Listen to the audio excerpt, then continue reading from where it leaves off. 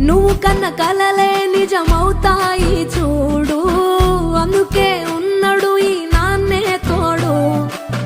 దశరథ మహారాజే నాన్నై పుట్టాడు, నువ్వు రాముడంత ఎదగరనేడు.